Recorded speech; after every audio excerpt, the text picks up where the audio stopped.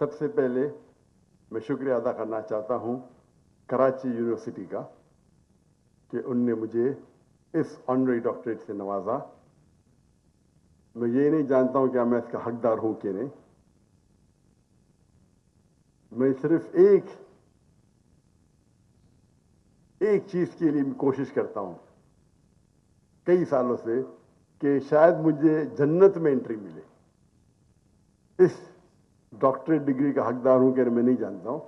अल्लाह ताला इस नाचीज की जो छोटी मोटी एफर्ट है तो कबूल फरमाए। अल्लाह राजी तो बाकी किससे मुझे गिला शिकवा नहीं। मेरे दोस्त और मेरे अजीज जनाब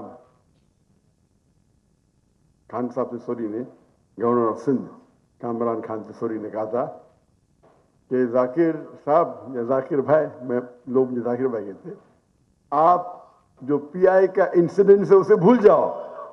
मैं सोचने लगा मैंने कुछ कहा था कि उसके बारे में क्या। मैं तो भूल भी गया। गवर्नर साहब ने फिर से मुझे याद दिलाया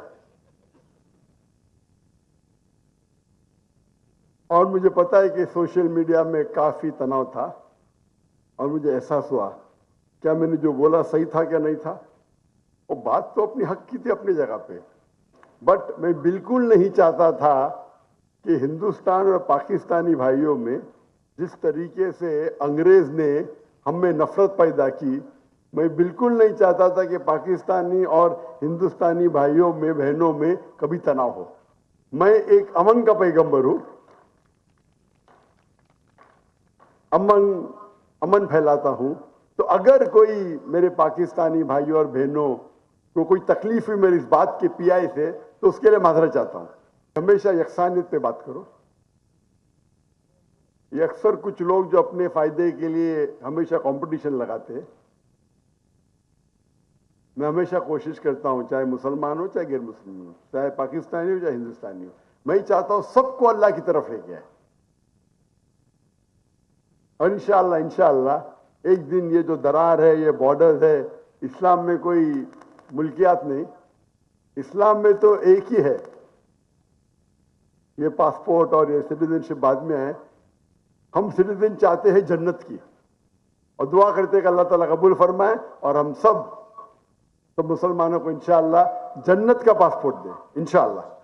मुफ्ती अब्दुल रहीम ने कहा कि मैंने सारे उस्तादों को, मशाइख को मुझे सुनने के लिए बुलाया, तो मैं सोचा कि ये सही था, क्या मैं इसके काबिल हूं। मैं तो हमेशा चाहता हूं जहां भी मशाइख मिले उनसे सीखूं।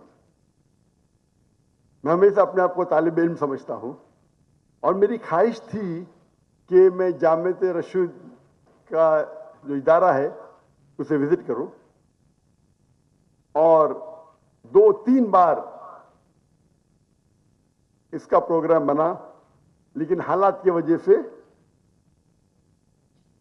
ये नामुमकिन था। लेकिन इंशाअल्लाह अल्लाह साथ है, कोशिश करूंगा इस ट्रिप में ही मैं जामियत रशीद को विजिट करूं इंशाअल्लाह। अल्लाह साथ है तो मुमकिन है।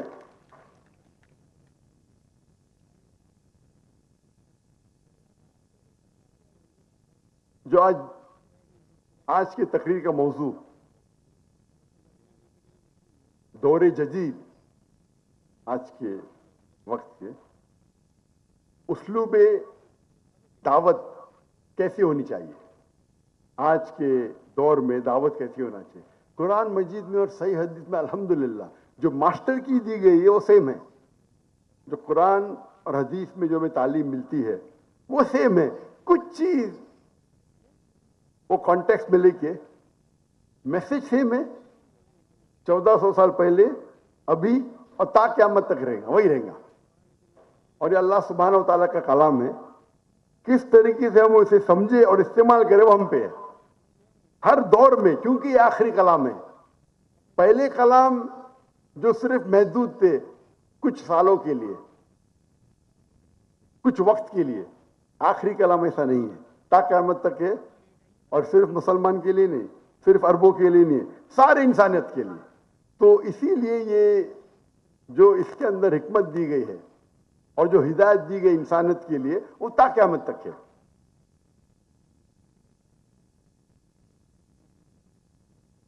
मैंने इस तकरीर के शुरू में कुरान मजीद की एक आयत की तिलावत की, सूरा नहल, सूरा नंबर 16 आयत नंबर 125, जहाँ अल्लाह ताला फरमाते उदु इला सबील रब्बिका बिल हिकमा वल मौइज़तिल हसना वजादिल बिल्लती हिय अहसन। लोगों को बुलाओ अल्लाह की तरफ, सारे लोगों को बुलाओ अल्लाह की तरफ हिकमत और हुस्ना के साथ, और उनको दावत दो, उनसे बहस करो, उनसे डिबेट करो, वजादिल बिल्लती अहसन, अहसन तरीके से।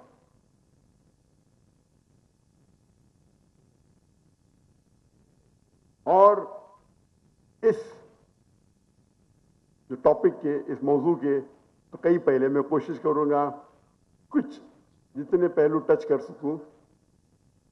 दावत जब आप देते हैं उसके कई तरीके, सबसे बेस्ट, सबसे अहम, सबसे इफेक्टिव इज 1-to-1 दावा।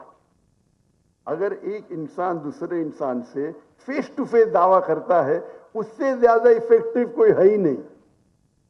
इफेक्टिवनेस की जब बात आती है, जिस तरीके से अल्लाह के रसूल, हमारे खुलफा राशिदीन, हमारे सहाबा ने दावत दी 1-to-1, एक इंसान दूसरे इंसान से 1-to-1 दावा करे, उससे ज्यादा इफेक्टिव कोई दावा नहीं, इस पे कोई दो राय नहीं। उसके बाद आता है ग्रुप दावा। अगर एक शख्स 5-10 लोग के साथ बात कर रहे हैं, जिस तरीके से हम सहाबा करते थे, छोटे छोटे ग्रुप, तो उसे कहेंगे लाइव दावा with a small group. Live दावा एक छोटे ग्रुप के साथ 10-15, हो सकता है 100 है, हो सकता है 200 है, हो सकता है 1000 है, और मजमा लाखों का भी हो सकता है। तो 1-to-1 दावा में जो इफेक्टिवनेस मैक्सिमम है। सेकेंड इफेक्टिव कि आप लाइव दावा दे रहे एक ग्रुप को, जब लाइव दावा ग्रुप को दे रहे, वो सेकेंड इफेक्टिव है। एक होता है इफेक्टिवनेस दावा का, एक होता है रीच। इफेक्टिवनेस मतलब कितना परसेंटेज आप इफेक्टिव होंगे, रीच मतलब कितनी तादाद में आप पहुंच सकते हैं। तो 1-to-1 is the most effective, सबसे ज्यादा इफेक्टिव। लेकिन रीच एक वक्त एक, सपोज आपको किसी को दावत देने का है 2 घंटे के लिए, तो आप एक शख्स को सिर्फ 2 घंटा दावत दे सकेंगे। मैं कई कोशिश देखता हूं कि 10 मिनट में लोग को मुसलमान बनाओ, 10 मिनट में दावत करो। कितनी कोशिश है, मैं बोलता मैं आपका शागिर्द बनने को तैयार है। 10 मिनट में आप इस्लाम सिखाएंगे उसको, 10 मिनट में आप उसको मुसलमान बनाएंगे। तो कई लोग आते, मैं इतने दावत में इतने लोग, मैं माशाल्लाह मैं आपसे सीखना चाहता हूं, और जो भी मुझे सिखा सका, तो ये आप गलत फहमी में मत रहो क्या कि 10 मिनट में बना सकते आप इसको। अल्लाह चाहे एक आयत में 1 सेकंड में भी बन सकता है, वो अलग बात है, मैं एवरेज की बात कर रहा हूं। अल्लाह चाहे 1 सेकंड में कुन फयकुन, 1 सेकंड में हिदायत दे सकता है। लेकिन जब बोलते अब मैं बना सकता हूं 10 मिनट में, अरे मैं आपसे सीखना चाहता हूं। कभी कभी सालों साल अल्लाह के रसूल सालों साल दावत दिए, और उनके चचा अबू तालिब इस्लाम नहीं कबूल करा, आप 10 मिनट में बनाएंगे, अब क्या अल्लाह के रसूल से ज्यादा है? तो ये गलत फहमी। हमेशा एक मुसलमान को जानना चाहिए, हिदायत अल्लाह देता है, हिदायत देने वाला अल्लाह है। जैसे हम बड़ाई मारे कि मैं ये करूंगा, मैं वो करूंगा, तो जब गुरूर आप में आता है, तो नंबर 1 दाई को हम्बिल होना चाहिए। और ये 10 मिनट का फॉर्मूला, अगर कोई कहता है ये मुमकिन ही नहीं, एवरेज। अल्लाह के रसूल मिसाल है, कई लोग को तो खाली उन बोले भी ना वो इस्लाम कबूल करे, उनकी चाल से, उनके बर्ताव से अल्लाह के रसूल ने सालों साल दावत दी, नहीं करे। तो ये अल्लाह के हाथ में। अल्लाह ताला फरमाते हैं सूरह गाशिया में, चैप्टर नंबर 88 आयत नंबर 19, 20, 21, फज़क्किर इन्नमा अंत मुज़क्किर। अल्लाह के रसूल को अल्लाह ताला फरमाते आपका काम है जिक्र करना, हिदायत देना अल्लाह के हाथ में। तो नंबर 1 इज 1-to-1 दावा। फिर होता है programme in public gathering. Public gathering में आप 2 घंटे में 100 से मुखातिब हो सकते, 1000 से, लाख से, 10 लाख से। जितना इंसान दूर उतना लेस इफेक्टिव, जितना करीब उतना ज्यादा इफेक्टिव। लेकिन मिसाल के तौर पे आप अगर एक माहिर दाई है, बहुत माहिर दाई है, मैं अपने आप को माहिर नहीं समझता हूं, अगर आप एक माहिर दाई है जो मिसाल के तौर पे 10 लोग को 2-2 घंटे दावत देता है, हो सकता है कि 10 में से एक इस्लाम कबूल करे। ये भी बहुत बड़ी बात है। अब 10 लोग को एक एक करके 1-to-1 दावा दे रहे, 1-to-1, और 10 में से एक क्या, तो अब दुनिया के एकदम माहिर दाई है। तो 1-to-1 का इफेक्टिवनेस कितना हुआ? 10%। आम मिसाल दे रहा हूं मैं नहीं कहता हूं कि 10 में से एक को करेंगे कोई भी। आमतौर पे अगर वही दाई अगर 1-to-1 करेगा, 10 लोग से दावत देगा, तो 20 घंटे में एक आदमी मुसलमान बनेगा। वो पब्लिक में दावा दे रहा है, मिसाल के तौर पे 1000 लोग हैं और बहुत इफेक्टिव दाई है। तो 2 घंटे में शायद वो 1000 में से 2 शख्स इस्लाम कबूल करते। तो वहां 20 घंटे में एक शख्स, या 2 घंटे में 2 शख्स, 1 घंटे में एक शख्स। ये इफेक्टिव नहीं है, तादाद ज्यादा है। तो तादाद 2000 होने की वजह से इफेक्टिवनेस बढ़ जाती है 20 गुना। रीच की इफेक्टिवनेस, बट दावती इफेक्टिवनेस, यानी हर 20 आदमी में से एक आदमी इस्लाम ने कबूल करता है, 1000 में से 2 करे, यानी परसेंटेज वाइज 0.2%। समझ रहे? उधर 10% था, इफेक्टिवनेस 10% था। मैं लाइव दावा दे रहा हूं ऑडियंस में, इफेक्टिवनेस 0.2%, लेकिन तादाद 1000 है तो 2 आदमी कबूल, 10,000 है तो 20 आदमी कबूल करेंगे। तो इफेक्टिवनेस सबसे ज्यादा है 1-to-1 दावा में, लेकिन रीच पब्लिक स्पीकिंग की दावा में ज्यादा है। तो पब्लिक स्पीकिंग के लिए क्या जरूरी है? आज की रिसर्च कहती है अगर कोई शख्स पब्लिक में स्पीच देता है या दावत देता है, जो मैटर वो कहता है, जो अल्फाज वो कह रहा है मैटर, उसकी इफेक्टिवनेस सिर्फ 7% है, सिर्फ 7। 93%, 93, मेरी जरा उर्दू में जैसे नंबर ज्यादा जाते तो 93, 93 सही है ना? 93% is public speaking skills. How do you modulate your eye-to-eye contact, your gestures, your movement? आप आंख से कैसे बात कर सकते हैं, हाथ से कैसे बात कर सकते हैं? अरे हाथ से कोई बात करता है, आंख से कोई बात करता है? मुझे तो जबान से बात करता हूं। आपकी जेस्चर्स क्या है? आप जब बात करते हैं आप बोलेंगे टाइम क्या है, मुझे पानी चाहिए। आप थोड़ी बोलेंगे टाइम क्या है, मुझे पानी चाहिए। नहीं, तो मेरा हाथ भी बात कर रहा है। इसीलिए मैं हमेशा चाहता हूं कि मैं खड़े रहूं, पोडियम ना हो। मेरा बिल्ड कुछ अच्छा नहीं है, लेकिन मेरी बॉडी भी बात कर रही है, तो लोग देख सकते हैं।